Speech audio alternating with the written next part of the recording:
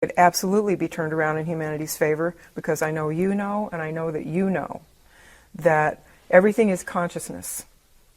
Everything is consciousness. And this physical stuff we see right here is underlied by an energy that makes this possible. Right. And that energy and those subatomic particles are influenced by thought, consciousness, and intention. And anything that we are looking at, have you heard of the Georgia Guidestones, right? Of course. Okay. The Georgia Guidestones think we should have the population reduced to what, 500 million? Yes. Okay. You know why they want to do that? Because they're scared to death. They are scared to death that 7 billion people could awaken and take the game away from them just by the power of consciousness. And it doesn't even have to be all 7 billion. It just has to be a tipping point amount. And those are the people that I hope we're reaching out to today.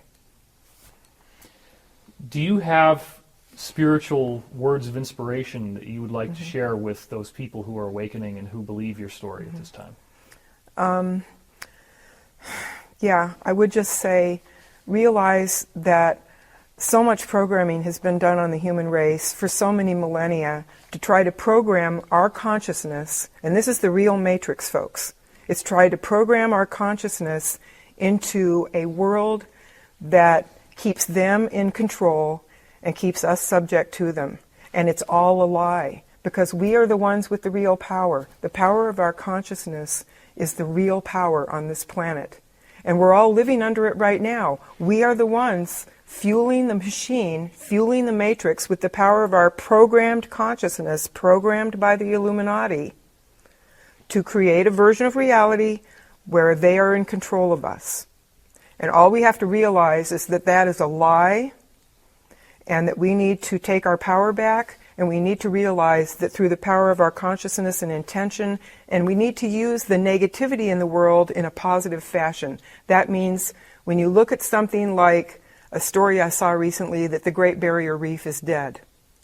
So you can take that and you can turn it. You can say, wow, there's a story that the Great Barrier Reef is dead. I'm going to go into my consciousness and I'm going to see it thriving and alive and coming back into its full glory. And use your power of your consciousness on that. So every time you see something out there that scares you, don't shy away from the fear. Just realize, yeah, that's a scary thing. And now I'm going to turn it completely 180 degrees, and I'm going to visualize something beautiful I want to see in its place.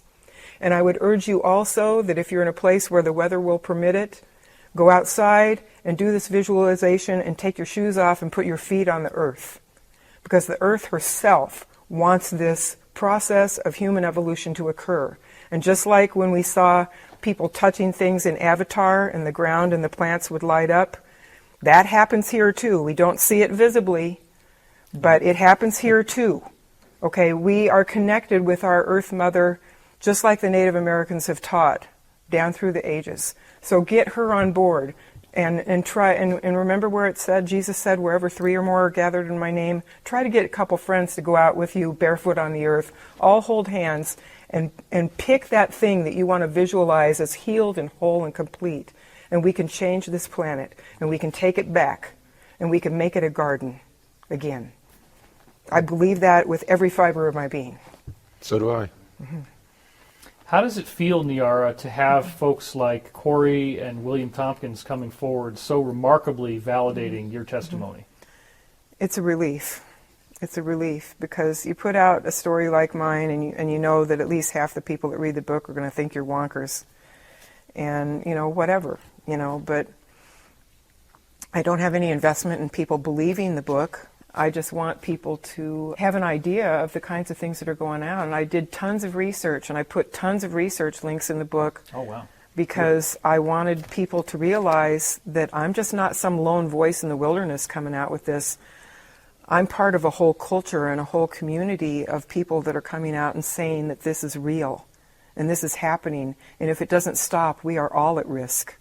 I know from hearing your story that there's going to be a lot more validation. There is a lot more. And I applaud you for your bravery and your courage in coming out today and sharing this with the world. It's a very personal thing for you, and I love you, and I want you to know that, and I'm here with you as we go through this together. Thank you. Thank you. Thank you both.